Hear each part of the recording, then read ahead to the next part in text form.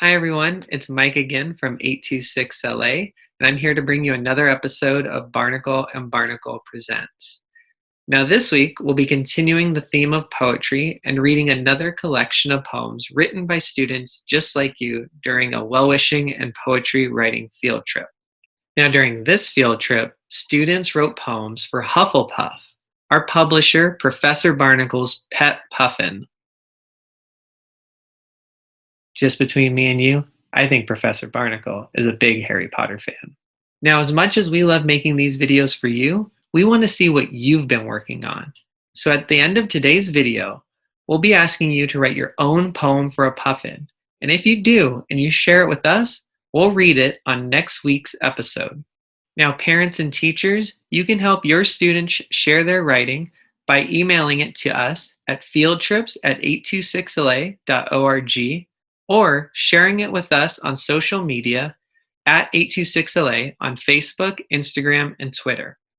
And now, on to the poems. Today's collection is called Snow Daze for a Prancing Puffin, Freezing Forever. It was written by Miss Luther's fourth graders from Goethe International Charter School. This book was made possible with the support of the following volunteers: Jordan, Margi, Veronika, Susan, and Yesica. If you're interested in volunteering with us, shoot us an email at iwanttohelp@826la.org or visit our website 826la.org/volunteer. Like last week, our first poem is going to be a list poem. As a reminder, list poems are poems in the form of a list, and the list is all related to the same theme.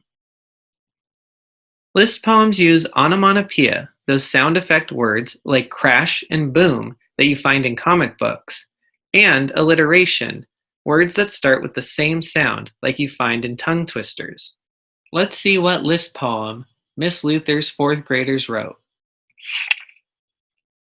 Snow Daze for a Prancing Puffin, Freezing Forever. Dear Hufflepuff, we want to cheer you up. We will bring you enchiladas every evening. You are a puffle, and your name is Huffle. We'll give you puff cereal or puffer fish. Do you like cold muffins because you are a puffin? We can watch Frozen with friends on the weekend, and on Frozen Friday have a winter break in a freezer fridge, or go to the winter fair. There will be snow there. Clap, clap, clap. Don't go under the sun. It won't be very fun. Crash, boom, dive into the ocean, splash. The sun is gone from the sky. The snow comes down. Even if you can't fly, we will never say goodbye. We hope you live forever in cold weather with vanilla ice cream. And that was Snow Daze for a Prancing Puffin, Freezing Forever. It's time for some Barnacle bonus questions. Did you notice any examples of onomatopoeia or alliteration in that poem? Go back and listen to it again and see if you can find those sound effect and same sound words. Then tell us, what was your favorite suggestion to cheer up Hufflepuff and why? If you're watching this video with a friend or a family member, try to answer these questions together and share your answers with each other. This week, we also have some Barnacle bonus recommendations.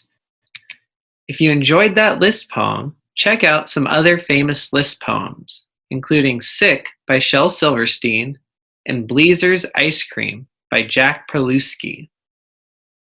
Spoiler alert, my favorite ice cream flavor from that poem is Butter Brickle Pepper Pickle. Try saying that 3 times fast. This week we have another set of odes. Odes are poems of praise. They describe what we like about a person or object. And they do this by using sensory details, descriptions that relate to taste, touch, sound, smell, and sight, and similes and metaphors, comparisons between two different but similar things. Our first ode is Ode to Candy, My Sweet Friend. Candy, oh candy, you are very gooey and also chewy. You taste like cherries and also blueberries. You smell so sweet and you are a treat. Candy, oh candy, colorful like a rainbow, sweet like a flower. I can eat you for hours. You are my friend, and I hope my mom buys you again. Candy, oh candy, help my friend Hufflepuff, but please do not let him eat too much, or else he'll get a sugar rush. And that was Ode to Candy, my sweet friend. I feel like there's an important lesson at the end of that poem. Have you ever seen a puffin in a sugar rush? It's not a pretty sight. Our next ode is Ode to My Helmet. Helmet, helmet, you're shiny as a silver dome in the morning sky, heavier than a puffin's beak, shaped like a mountain peak. Silver-coated with rusty streaks, with eye slits so you can mail my ode to you. You are so old, you're older than the gods. On my head, my thoughts are echoed. My head is safe, I will not eat. I will wear when I eat and when I sleep. Puffin, your head is safe, you are my protector. And that was Ode to My Helmet. Our third ode is called Typewriter, oh Typewriter. Typewriter, typewriter, all rustic and gray, won't you type a story one day? Typewriter, typewriter, touching the paper all day. Your keys are smooth, your handle is shiny as gold. You have so many keys, it could make me sneeze. You remind me of a rock, gray and heavy. I wish you could make hot cocoa with cinnamon French toast. And that is Typewriter, oh Typewriter. Sounds like the students were getting hungry when they wrote that poem. Our last ode is called To a Red Pedello. Pedello, pedello, how fast can you go? You are so ruby red, you can always get ahead. You pedal and pedal, putting the pedal to the metal. Even without gas, you still go really fast.